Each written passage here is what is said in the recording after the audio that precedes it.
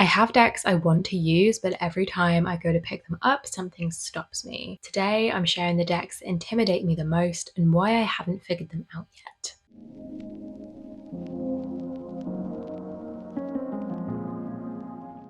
Hello everybody, it's Sylvie. Welcome or welcome back to Tarot Magpie. I hope you're doing all kinds of good today. I am talking through some intimidating decks today. This video was chosen for you by my lovely Patreon community who wanted me to share the decks in my collection that I've been feeling some resistance to using. If you would like to join us over on Patreon to vote on a video every month and get loads of fun extra content, the link is in the description. This is basically an I'm not giving up list.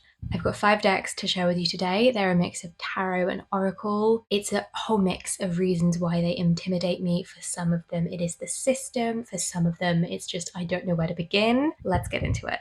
I'm kicking things off with the Wildwood Tarot, which, as you can see, is still in order because I've had this for, I think, maybe a year now, coming up to, and I still haven't really used it.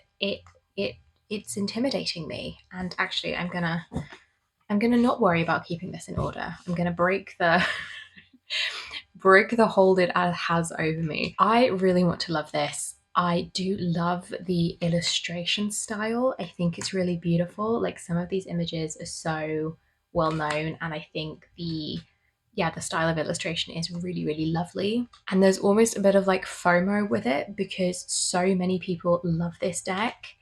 And that's all part of the reason why I want to work with it. I just have a lot of curiosity about this deck in general. I know I've mentioned it a few different times in a few different ways. I know I've actually pulled this deck out a fair few times, and even though I haven't used it, I do still have that curiosity. And so the reason this one is intimidating to me is because it's got its whole own system that really does only apply to this deck. And so part of it is that resistance of like, oh, I've got to learn this deck and I can't even transfer that to anything else because it's quite self-contained in the system that it uses. It uses a lot of pagan stuff, a lot of Wheel of the Year. I hope I'm not getting confused with the Druidcraft Tarot, but that's mainly why this is intimidating to me.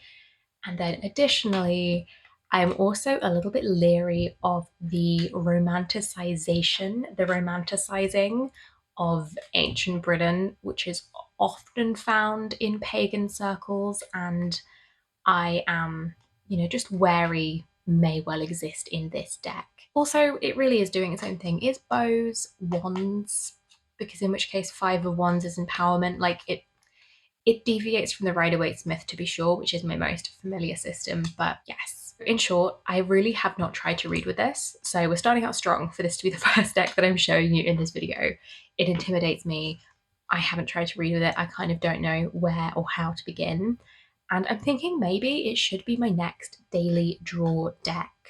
I can break the ice with this one maybe by pulling a card a day, cracking into the guidebook for just a few minutes every day. I do find that my daily tarot journal practice is a very low barrier way to break in a deck because it's not a structured study. And if I'm only doing it for a month, I'm pulling 1 card a day. I don't even have time to get to half the deck, which actually really takes the pressure off, knowing that I'm just dipping my toes into a deck. I'm just getting to know the guidebook, getting familiar with the artwork, maybe some of the nuances of the deck, but it's not this big mountain to climb of getting to know every single card in any particular order or in any particular structure. So maybe that's how I will try and crack into this deck, and how I will try and get over that intimidation factor that I've got going on with the Wildwood Tarot. And then these are the last few cards. So that is my first deck that intimidates me. This is the Wildwood. Right, next up, this one actually feels quite loaded. This is the Spanish Tarot, but this is representative of Marseille decks as a whole. For the last couple of years, I've done something in my personal practice which I've called Marseille for May. So 'tis the season to be talking Marseille decks, and considering that I have theoretically spent a month of the last 2 years trying to get to grips with Marseille, I feel like this shouldn't be on this list. I shouldn't still be feeling intimidated by the Tarot de Marseille, but here we are. I still do very much want to get to grips with the Marseille Tarot. I want to get to know this whole other reading tradition. I think it's very interesting to see the differences between this and like a scenic tarot like the Rider-Waite-Smith. But I struggle, and my main roadblock at the moment with Tarot de Marseille is that I have designated May as being the month for Marseille, like I say. And so I don't really reach for this any other time of year because I have accidentally made that a rule in my brain that Marseille for May means only for May. And last year I moved home in May. I moved house in May. And so I did not have much time at all for any flavor of tarot, let alone any kind of study adjacent practice with the Tarot de Marseille. I did try and pull my deck out, but it was very kind of light and few and far between in terms of readings. So I kind of feel like I haven't touched the Marseille in 2 years since the previous May, which is not strictly true, but it feels like it in my mind. And this is very much like a mental roadblock that I've got with this deck. And I feel intimidated by the Marseille system because part of my brain is like, well, you haven't touched it in 2 years. So it's now this like big thing to overcome. The good news is I already have a plan to tackle this because, like I say, Marseille for May, 'tis the season. And this year I am running Marseille for May, I guess. That running implies a lot more authority and a lot more expertise than I actually have. But I am running the Tarot Lab over on my Patreon as per usual. And this month we are gently studying, getting to know the Tarot de Marseille. And in the process of putting everything together for that, I have familiarized myself with the system again, and it already feels less intimidating. You know, I've got community, I've got structure for my practice. I am going to tackle the Tarot de Marseille. I am going to get over this intimidation of it that I have built up in my head. I'm going to get to grips with it. Moving on, the next deck, the third deck that I want to talk about in this video is the Hellenic Oracle. Even though I don't use it, even though it kind of intimidates me, this deck is very happily at home in my collection. It is very happy living here, even if it doesn't get a lot of playtime.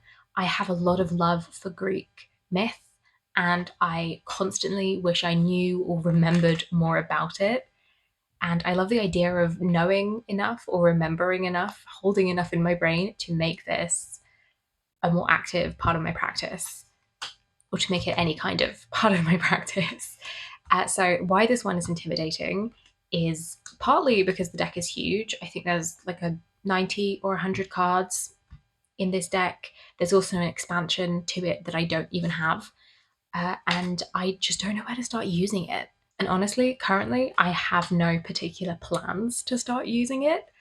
I have the idea that has been living in my brain since I first got this deck, which is to, every so often pull a card, do a little bit of research, and almost write my own guidebook.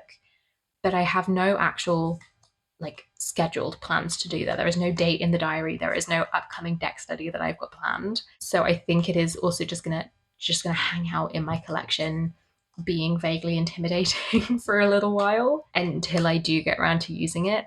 But I don't want to be intimidated by this deck. I want to get on with it and love it and use it. I really love the art that's been used.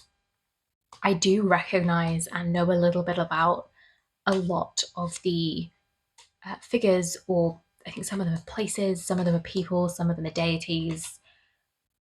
I know a little bit about a lot of this deck, but I don't know enough to know how I'd use it in my practice. I kind of got it because I wanted it, and like I say, it's very happily at home in my collection. I don't regret it at all, but it is just kind of sitting there being a little bit intimidating. So this one is a little bit of a no, I'm not giving up on it anytime soon, but I also don't really have plans in place to work with it. And I think that's okay. I think it's okay that I have decks that are kind of honestly just taking up space in my collection right now. There's a lot of potential here, you know? So this is the Hellenic Oracle, which will have its time, just not quite yet. Alrighty, the fourth deck in this video is, oh, she's glossy. This is the Witch Sister Tarot, and just look at it. Look at it. It's beautiful. I had such hopes. I've had this one for I think a little over a year at this point, and I love the imagery. I feel so in awe of this deck. almost. I think it is so gorgeous. It has such an intense, potent energy. And weirdly, the reason that I am intimidated by this deck is not what I would think, which is that it's very portrait heavy. It's a portrait deck. That's what you're seeing on every single card. It's a portrait. They're not all very scenic. It's a portrait deck. And I don't like people looking at me in my decks. And these have such an intensity to them that you would think that is why I feel intimidated by this deck. But that's not it at all. For some reason, that really just doesn't bother me with this deck, which is bizarre, and I haven't figured that out yet. I'll keep you posted if I do. There's something else to it. I just have not been able to successfully read with it.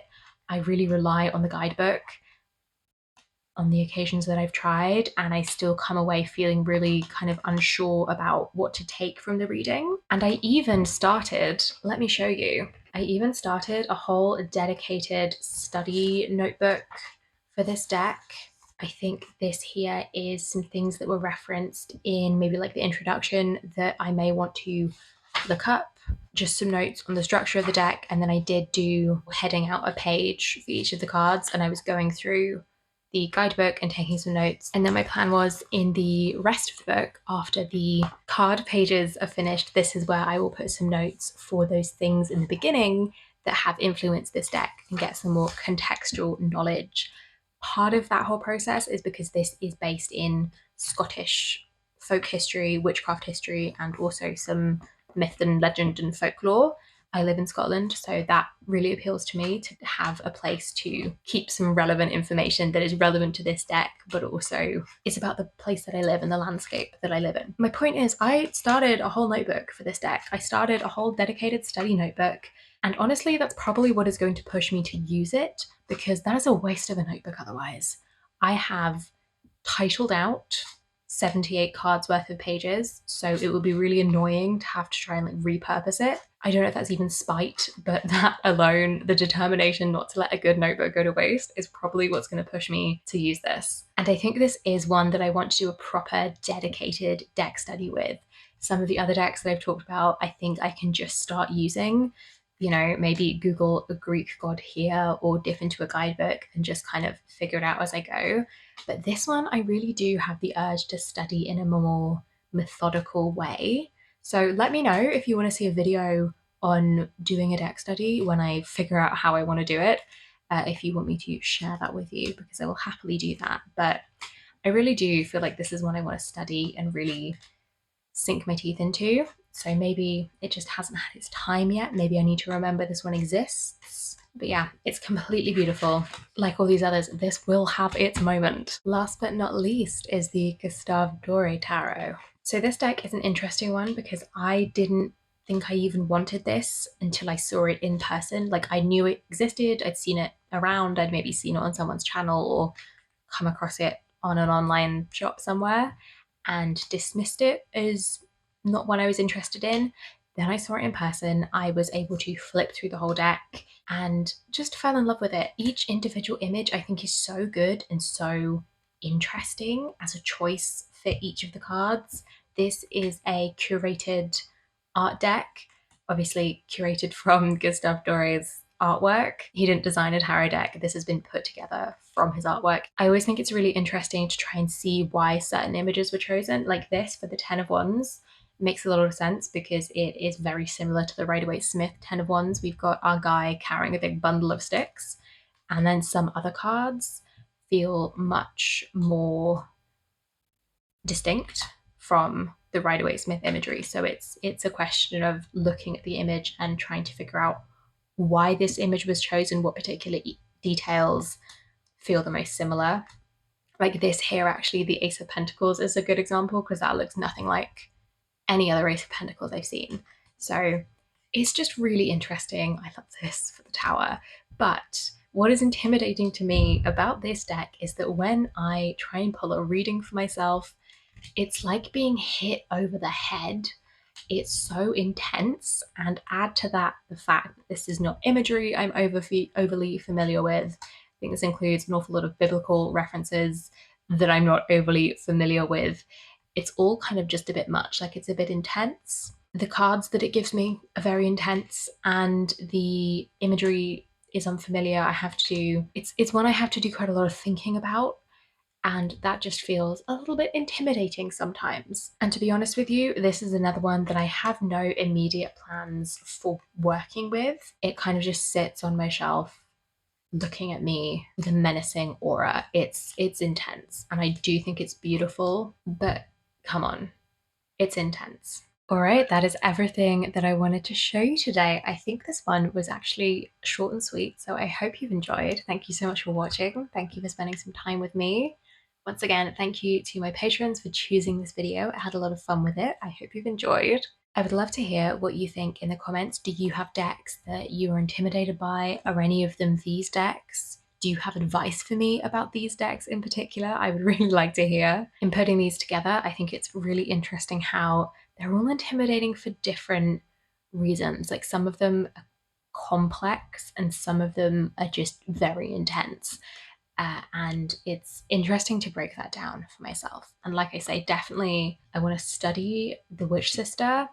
Marseille is already on the go, is already in the works over on Patreon. Everything else will have its time, you know? I like having a big collection, and part of that means some decks sit here for a while until they really have their moment to shine in my practice, whenever that may end up being. Once again, thank you for watching, thank you for being here.